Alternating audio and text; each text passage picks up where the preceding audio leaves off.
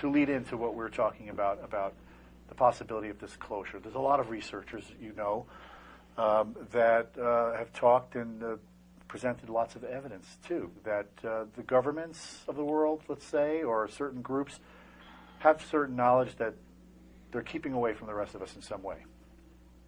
The UFO phenomenon is one example of that, or higher physics or higher technological devices, which are related possibly, excuse me, to the UFO phenomenon. So let's talk. You were interesting the other day when we talked, and you mentioned Obama coming out with this particular proposal, I guess. I wasn't sure exactly what it was. Something having to do with disclosure or the necessity for transparency in the government. Right. Well, there is this open government initiative that the Obama administration, you can look at it yourself. It's on the change.gov website. And he actually gave a talk about 2 weeks ago.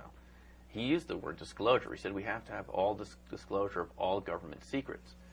And he sounded like he was pretty serious about it. Now, to those of us who've been involved in any sort of UFO investigation, this is kind of music to our ears because, as you're well aware, Joe, there have been people since the 1960s. This has gone back like 40 years now at least, people calling for disclosure instead of having these cover-up projects like Project Blue Book, which was designed to kind of make it look like your government was interested in this. But I know someone that worked for Project Blue Book, and she told me that all those reports, she was the secretary for the time, she said they all went into a file cabinet. But they all knew this was a real phenomenon. Even Blue Book said about 10% was unexplainable. They knew this was real, but they were really trying to get people. And Joe, we can't judge them too much. Back then we were in the middle of this Cold War. There was always a possibility of nuclear war. And they didn't want more panic. The last thing the government wanted on top of the fear of the Russians was fear of an extraterrestrial invasion. So there were these attempts, and they're successful attempts, I would say, to kind of cover this up.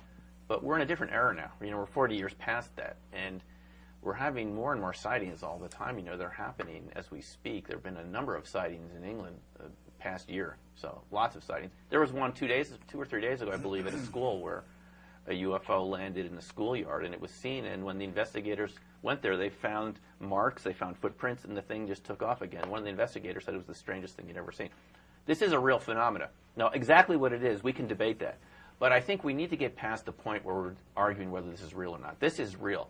If you would like, I can line you up 100 solid witnesses from, the aerospace community, astronauts, the intelligence community, and the military. There's no doubt that this is a real phenomenon. We need to get past it. What it is, now we can spend weeks discussing what this is, but it's real. It's something that we can't explain. Just for the fact, when you mentioned Project Blue Book, I think of Stan Friedman and the Freedom of Information Act and how you can get these documents, okay? But when you get the documents, they're like 90% crossed out. Now, doesn't that in itself tell you a little? And there's a new technique now. There's a whiteout. Whiteout. Where the whole thing's whited out. Makes it more relevant. No, it is true. And if you look at some of these documents, this is the thing, Joe, that most people don't realize. There are thousands of government documents that mention UFOs going from the 1950s to the present. It doesn't explain what they are, but they talk about them. There's mention to the Interplanetary Phenomena Unit. There's this Project Moondust and Project Grudge to recover crashed objects. You can find lots of documents. You can't follow the trail where they go, but they mention a lot of people high up. And that is another thing that Obama mentioned 2 weeks ago. He wants to revive the Freedom of Information Act. Now, that act was used for a long time by UFO researchers to get a lot of these formally classified documents.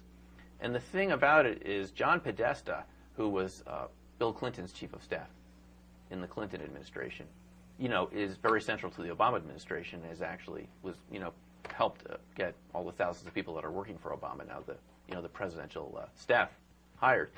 He actually was part of this declassification project, and I believe he declassified, I think it's something like 80 million documents during the, and he's given several press conferences where he argues we need to have UFO disclosure. He's someone that knows because he was there. Carter attempted to have some sort of disclosure. We know the Clintons were interested but were dissuaded from doing it. They met with Lawrence Rockefeller in Project Starlight up in the Tetons. So a number of our presidents have been interested. Now we have a new president, and he's mentioned the Freedom of Information Act, disclosure. We really believe, that we have about a new possibility here to clean up from the previous administration and to find out, what do we know? What does the government know about this phenomena? And where are we going to go from here about it? Because it's really, we can't keep suppressing it. The cost of suppressing this information is to continually create a dysfunctional society. We're seeing the consequences of a dysfunctional economic corporate structure right now daily with these, kind of catastrophic economic statistics we hear every day now. But this is a consequence of keeping too many secrets, of a lack of transparency, a lack of accountability. If we apply that to our government too, we have the same effect in analogy as we do economically. It's basically, there are a lot of good people out there. I've met many of these people. They would like to share their stories, but they've taken security oaths going back 40, 60 years.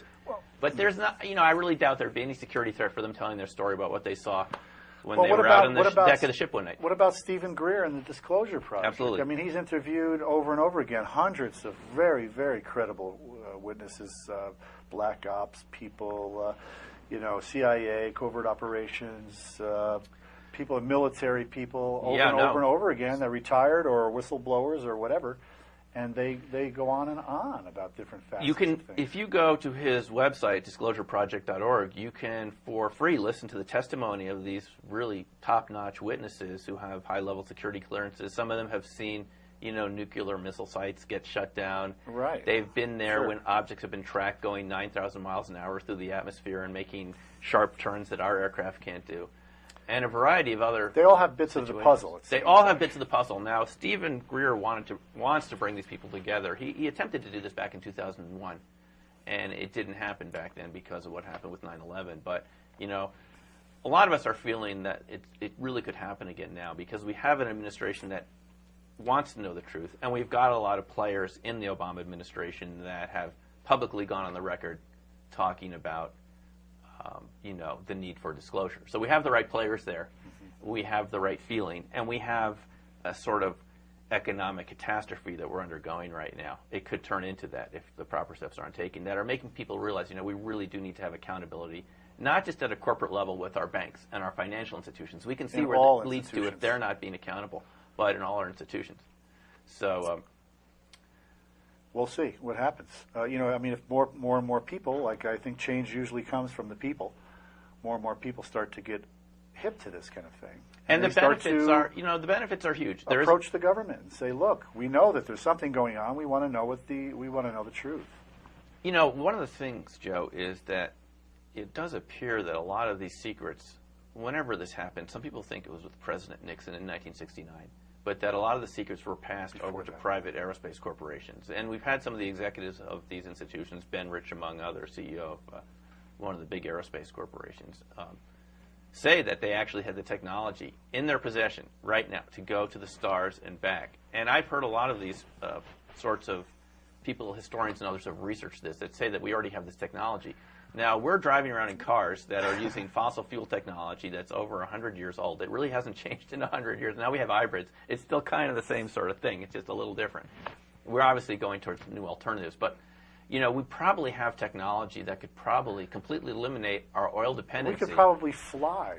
We could probably fly. We could probably have hovercraft right now and not even to spend a lot more money on roads. The technology is there. It's just, do we have the will to kind of bring it out in the open, bring it up from the basement, get it out in the open, and this has real benefits for us. It does present a lot of fear for people that don't want to admit maybe that we're not the only life forms around and who maybe have been brought up to believe that the Earth is still the center of the universe. But, the news is, newsflash, we may be one of millions of different types of hominids out there that are similar to us. I'm not even talking that types of extraterrestrials that look really different. I'm talking types that look like arms and legs and eyes and noses like we do, that we could be sharing information with, we could be learning from. Yeah. We could all be working together.